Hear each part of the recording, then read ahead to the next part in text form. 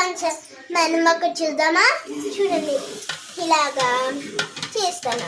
ఇదేంటి అనుకుంటున్నారా? Rice oil.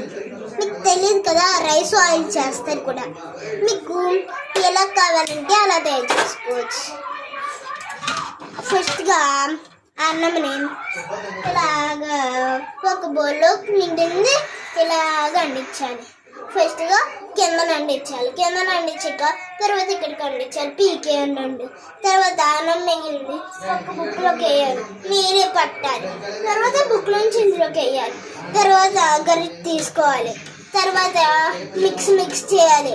కొంచెంసేపు అలా ఉంచి గంట సేపు సాల్ట్ తీసుకొని ఇక్కడ వేయాలి. అలా మిక్స్ చేయాలి.